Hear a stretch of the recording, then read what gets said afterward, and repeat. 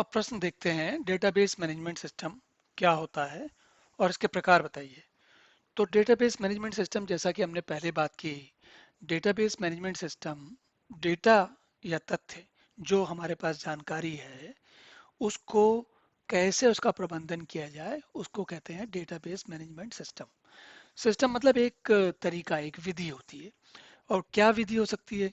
तो विधियां जो है अलग अलग डेटाबेस मैनेजमेंट सिस्टम के प्रकारों पर निर्भर करती हैं।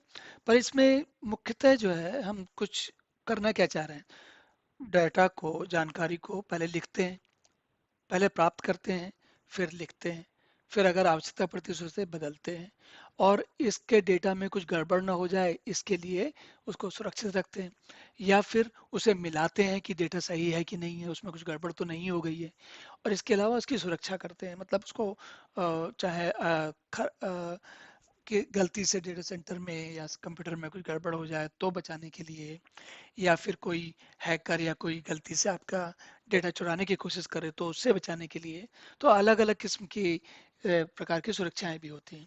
तो ये जो डेटाबेस मैनेजमेंट सिस्टम होता है ये एक आयोजित तरीका है डेटा को, डेटाबेस को ही मैनेज करने का। डेटाबेस क्या हुआ? श्रृंखला हुई डेटा की।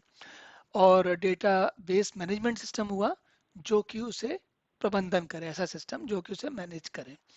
अब डेटाबेस के प्रकार देखते हैं। तो जैसे देखिए, ये जो हमने पहले देखी थी, ये जो एक टेबल है या सारणी है या तालिका है, इसमें लोगों के पुस्तकों के नाम, उनके लेखक के नाम, और उसके बाद आईएसबीएन वगैरह और उनका प्रोड्यूसर का नाम, ये कुछ चीजें बताई हुई हैं। अब इसमें अगर ये इस तरह की केवल एक ही सारणी तालिका हो तब उसमें ज्यादा कुछ करना नहीं है, आपको सब दिख रहा है, सब कुछ यहीं पर ही है, यहीं से यहीं उठा लो आप। तो अगर एक ही सारणी है या एक ही सारणी में सारी जानकारी है तो उसको कहते हो आप समतल डेटाबेस, मतलब फ्लैट डेटाबेस, में कुछ ज्यादा संभावनाएं नहीं है। लेकिन अगर इसी तरीके की तीन चार तालिकाएं हों, एक में ये नाम पता वगैरह लिखा हुआ है, दूसरे में फिर ये नामों की जो ये लेखक हैं, लेखक लेखिकाएं हैं, इनकी कोई अलग से तालिका हो, फिर प्रकाशकों की कोई एक अलग से तालिका हो, और जो ग्राहक हैं उनकी एक अलग से तालिका हो, तो कई सारी तालिकाएं हो गई। अब इन तालिकाओं में आपस में कोई ना कोई संबंध होना चाहिए, नहीं तो वो तालिकाएं बनी रहेंगी और उन तालिकाओं में आप जो जानकारी है उसका हम प्रयोग नहीं कर पाएंगे।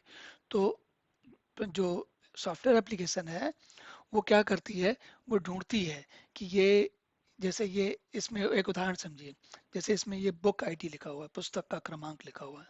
अब ये पुस्तक क्रमांक एक ऐसा कड़ी हो जाएगी जिससे कि ये इस पुस्तक क्रमांक की पुस्तक, मान लीजिए नरेंद्र कुमार नाम के लेखक की है, तो अगर नरेंद्र कुमार लेखकों की तालिका में आप जाएंगे तो नरेंद्र कुमार का नाम मिलेगा आपको, उनका अंग्रेजी में नाम मिलेगा, और उनकी कौन कौन सी पुस्तकें हैं इसके बारे में जानकारी मिलेगी।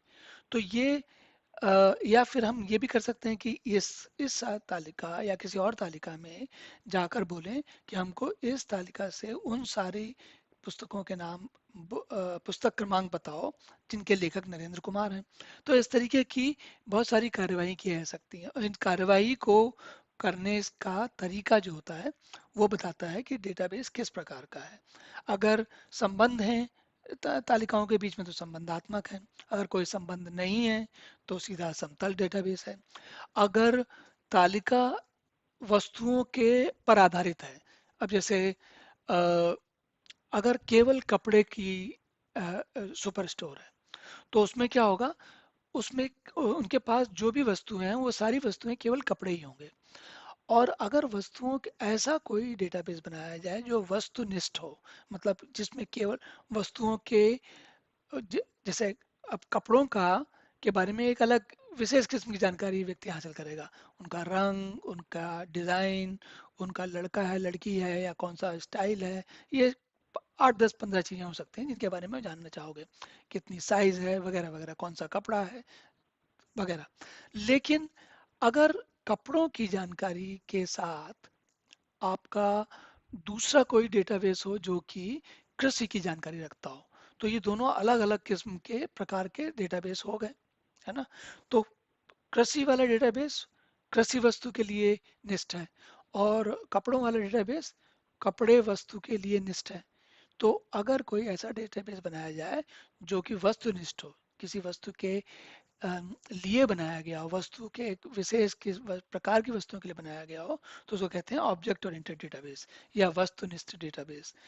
इसी तरीके से कुछ डेटाबेस ऐसे होते हैं जिनमें अ, जो स्तर से स्तर होते हैं। कैसे स्तर होते हैं?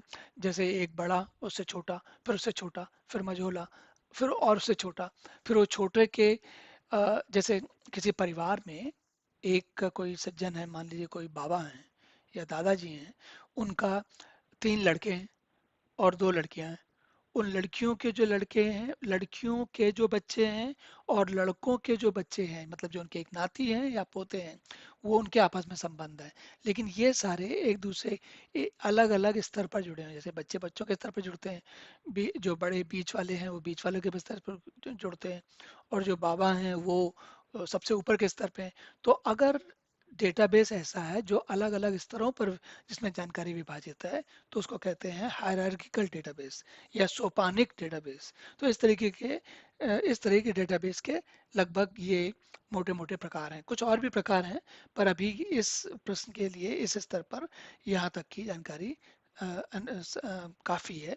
तो चलिए अब इसके बाद देखते हैं अगला प्रश्न।